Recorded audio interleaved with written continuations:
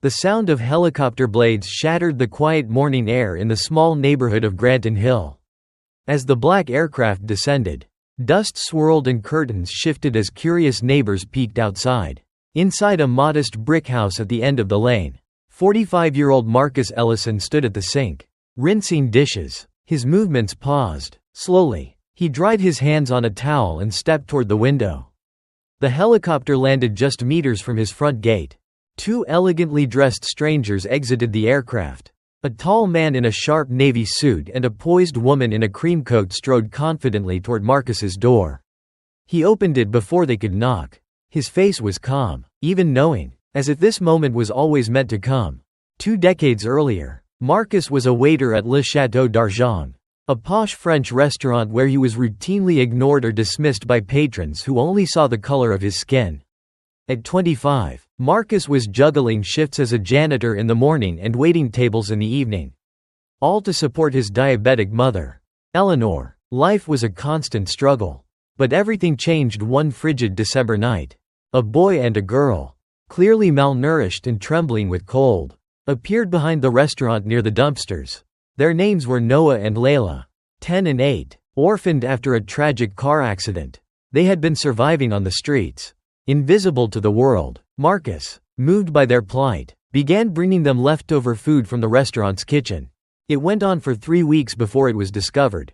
The restaurant manager, Gregory Benton, a man who wore entitlement like a second skin, erupted in front of the entire staff.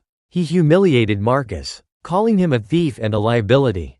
"You're lucky to even be here," Gregory snarled. "You people should be grateful."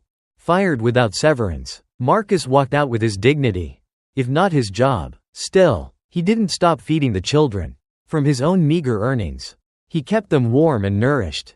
Until the day they vanished, picked up by social workers and relocated to a distant orphanage. For years, Marcus struggled. He washed cars, handed out flyers, and cleaned office buildings to survive, all while dealing with the stigma Gregory had created. The man had blacklisted Marcus from any reputable establishment in the city. Marcus became a ghost, working odd jobs while carrying a powerful secret. He had graduated top of his class with a degree in business administration. But no one ever asked. His mother would always say, "Son, your worth isn't measured by their eyes. It's forged in your actions." That stuck with Marcus. He began to record everything. In his worn notebook, he chronicled names, deals, shady conversations he overheard while serving tables. Years of humiliation had sharpened his mind. When he lost Noah and Layla, he felt something snap, not in bitterness, but in resolve. Determined to expose the systemic rot, Marcus turned his notes into spreadsheets. Evidence, strategy. He learned to observe without being noticed. While scrubbing toilets and mopping floors, he listened, watched, documented. Gregory and his circle were running a dirty empire built on tax fraud, exploitation, and discrimination. The day Eleanor passed away from complications in an overcrowded public hospital, Marcus whispered a promise at her bedside. "I'll turn this pain into something greater." At her funeral, fate stepped in. Dr. Lynn Dow, a tax attorney and an old college friend of Eleanor, saw Marcus and offered him an ear. Marcus shared his documentation. Lynn's face turned serious as he read. "This isn't just revenge," he said. "It's evidence of systemic injustice." Together, they plotted, not recklessly, but meticulously. Marcus used his janitor job to access Gregory's headquarters. He collected recordings, photocopied documents, and built a network of silent allies. All the while, Gregory expanded his empire, ignorant of the quiet storm brewing below. What Gregory never suspected was that Marcus had become the architect of his undoing. And when the time was right, Lynn submitted a case to the IRS and the Department of Labor. It was flawless. Then came the cracks. The first, an IRS audit.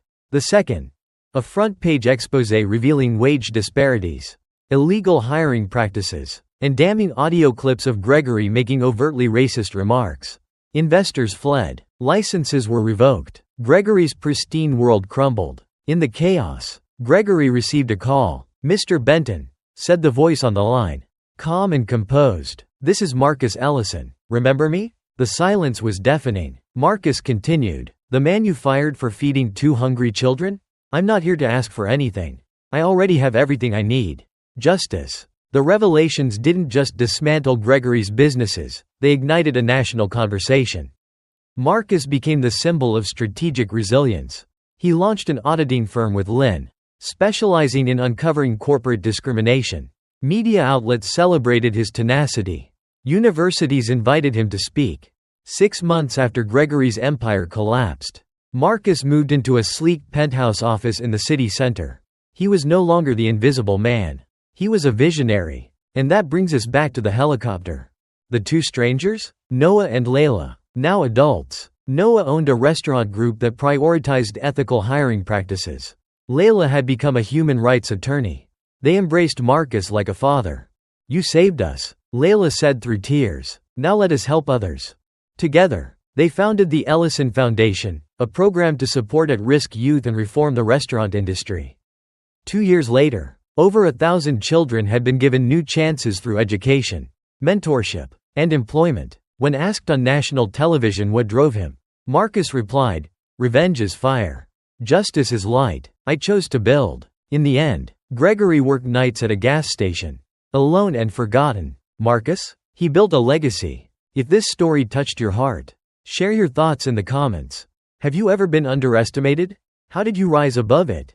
Don't forget to like, subscribe, and follow this channel for more stories about justice, perseverance, and the quiet strength that changes the world.